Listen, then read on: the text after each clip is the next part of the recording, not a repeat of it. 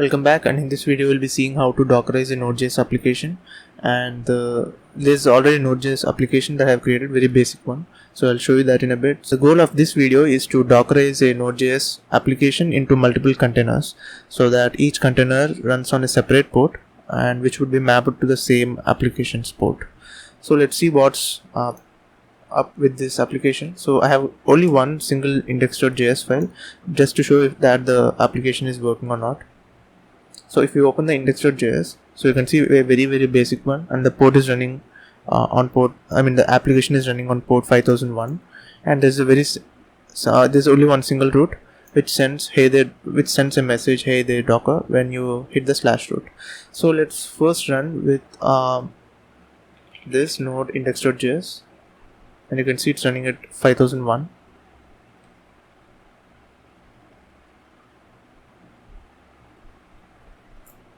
And you can see that we are getting the JSON data back when we are on port 5001.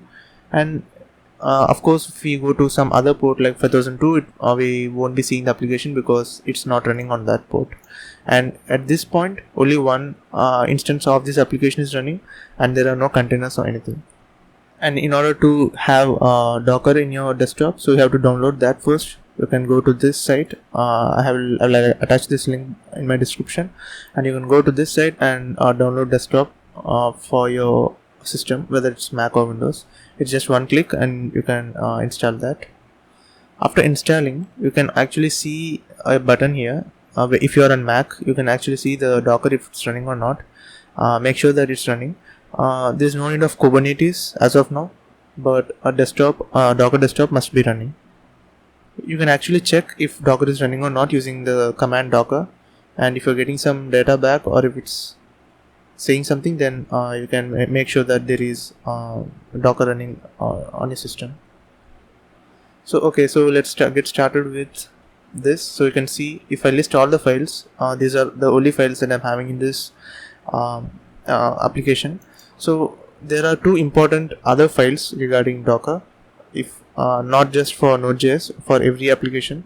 So one is the Docker file, the name itself is Docker file, and other is the Docker ignore file. So let's first look into the Docker file. So if let's create a file, let's say that as Docker file. So this file is what runs when you build a Docker container. So you want this to run, and you will list some of the commands in this, and you want the commands to be executed in the order. So what happens when you isolate or create a container is that it creates a separate container or separate location in your memory, and it has its own directories and it has its own files and settings. So each container is independent of other containers and independent of the system as well. The only thing that it needs is the application and whatever files that needs to be executed in order for the application to work. So we are going to do the same thing, and whenever we create a container, we have to also give the root directory of that container. So usually people tend to give /app to start with, so we will just do the same to keep things simple. Docker has these packages. For in this case we need the node package, and we can install that using from keyword, which pulls the Docker container from the Docker registry, and you can say node and colon, and you can give the version of node. So for me, I want 12.16.3, and that's the version I want. And this is the first command that will be executed. It pulls the node, and whatever with node we will also be getting the npm, so we can do that. And as I said, we will be creating this directory, so we need to give a root directory for the container to work. We will say work dir, and we can say /app to tell that anything that starts is going to start from /app. And the thing here is that in this case, if you let me save this, and if you quit, and if you see this, we have a node modules folder in this application, right? And this is a very heavy and bulky folder, and we don't want this to carry every time we are creating a container. So what we'll be doing is that we will just copy this package.json from this application directory to the container, and then install there, and node modules will automatically be created in that container. After that, we can just bring everything else except node modules into the container as well. So let's do that. So you can say copy /package.json. I want to copy it to this directory. What this means is that to this current directory inside the container. So this is the containers directory, and this is our application directory. So why we are doing is that again, if we have this package.json, we can do just npm install, and we will get all the packages from there. So that's the reason.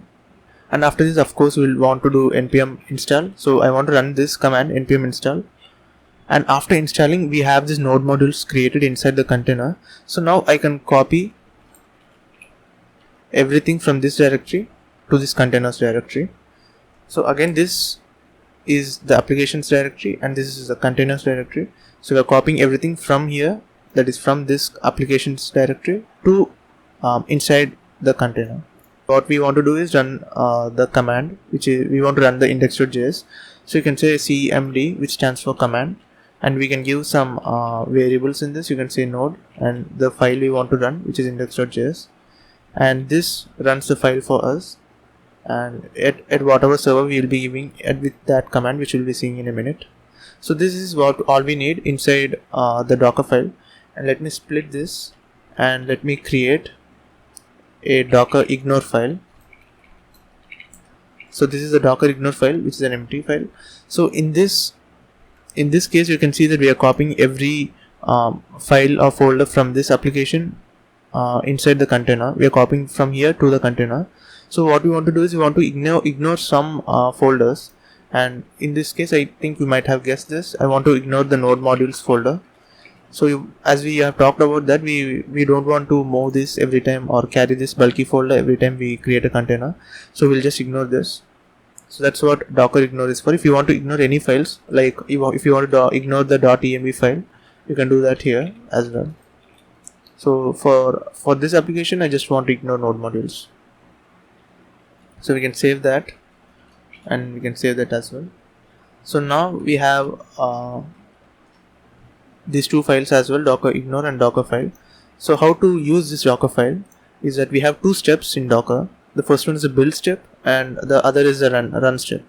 So what we'll be doing is that we will build the container using this docker file in the build process or the build step, and then we'll run that what we have built. We will just run that using this docker file as well, but it will get the application running on the port or whatever arguments you specify. So first let's build that. So for the first command is docker, and we want to use docker to build, and I can say build, and I can give a tag name kind of thing. I can give a name for this build. I want to say, let's say app1, and also I want to create this at some location, and I want to create that here.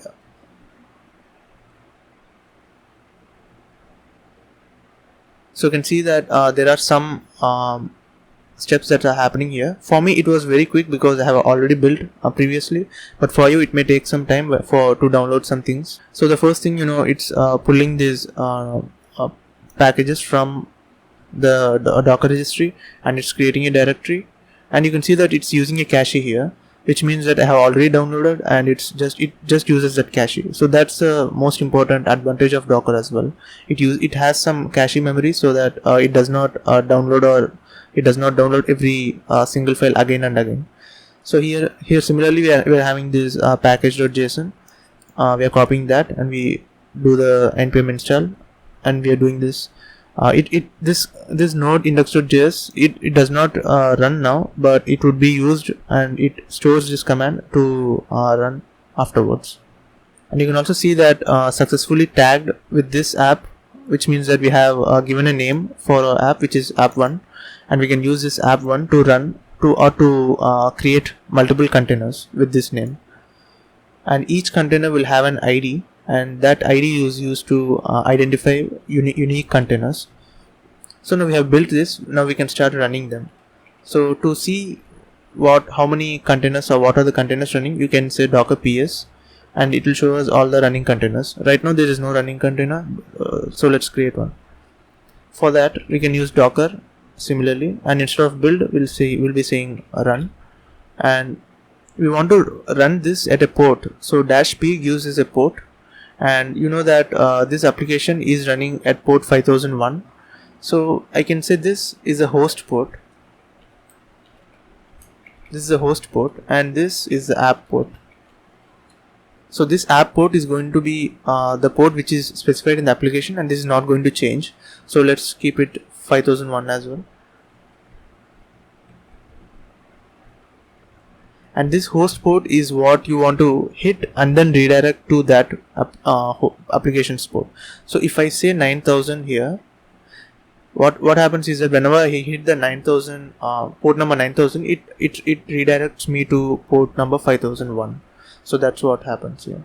So and after giving the port, what I want to do is that I also want to run this app or this container in background, and I don't want to keep seeing what's happening. So I want to run that in background. You can specify -d command for that, and finally you can specify the app name or the tag name which you have seen before, and if all goes well, what happens is you will be getting a very long containers ID. So this is the container ID you used to identify the container.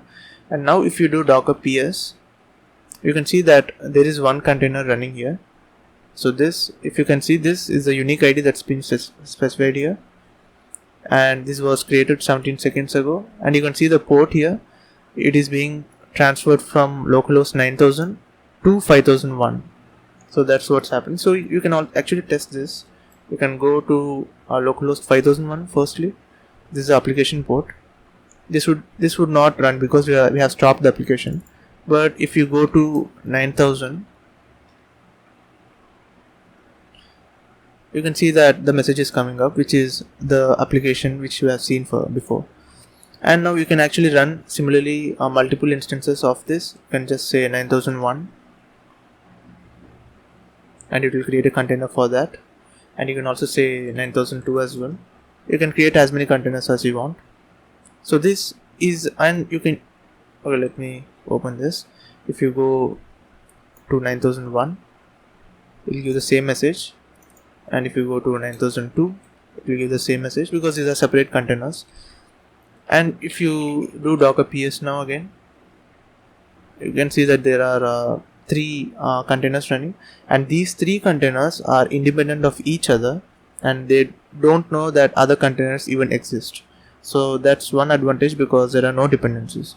And other one very most important advantage is that you can take this docker file with you. And you can port this application anywhere in this world, or to any system in this world. So that's one greater advantage, and that's why people started using Docker in the first place. If you like this video, do share, subscribe, and like this video. Thank you.